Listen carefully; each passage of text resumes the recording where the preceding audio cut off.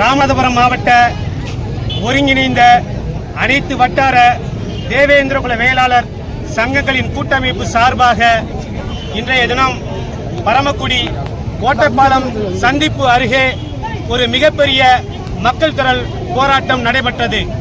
இந்த போராட்டத்தினுடைய வாயிலாக தமிழ்நாடு அரசுக்கும் காவல்துறைக்கும் எங்களுடைய கோரிக்கையை முன்வைக்கின்றோம்.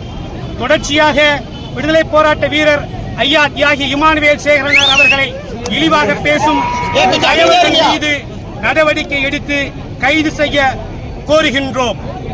அதே போல தென் தமிழகத்தில் தொடர்ச்சியாக சாதிய ரீதியான படுகொலைகளில் ஈடுபடும் குற்றவாளிகளுக்கு துணையாக இருப்பதோடு விடுதலை போராட்ட வீரர் ஐயா தியாகி இமானுவேல் சேகரன் அவர்களுக்கு மணிமண்டபம் கட்டக்கூடாது, அரசு விழா கட்டக்கூடாது, அரசு விழா நடத்தக்கூடாது என்று உயர்நீதிமன்ற மதுரை கிளையில் வழக்கு தொடுத்த ஆப்பநாடு மறவர் சங்கத்தினுடைய செயல்பாட்டை கண்டிப்பதோடு குற்றச் செயல்களுக்கு பின்புலமாக இருக்கின்ற ஆப்பநாடு மறவர் சங்கத்தினுடைய வங்கி கணக்கை ஆய்வுக்கு உட்படுத்தி ஆப்பநாடு மறவர் சங்கத்தை தடை செய்ய வேண்டும் என்று இந்த போராட்டத்தின் வாயிலாக கேட்டுக்கொள்கின்றோம். தென் தமிழகத்தில் தொடர்ச்சியாக தேவேந்திரகுல வேளாளர் சமூக இளைஞர்கள் பெரியவர்கள் படுகொலை செய்யப்பட்ட வழக்குகளை முறையாக காவல்துறை கையாளாமல் முறையான குற்றப்பத்திரிகைகள் தாக்கல் செய்யாத காரணத்தினால் குற்றவாளிகள் பிணையில் வந்து மீண்டும் மீண்டும் கொலை செயல்களில் ஈடுபட்டு வருகின்றார்கள். தேவேந்திரகுல வேளாளர் இளைஞர்களும் தேவேந்திரகுல வேளாளர் மக்களும் படுகொலை செய்யப்பட்ட வழக்குகளை சிறப்பு நீதிமன்றங்களில் விசாரணைக்கு உட்படுத்தி குற்றவாளிகளுக்கு கடும் தண்டனை வழங்க வேண்டும்.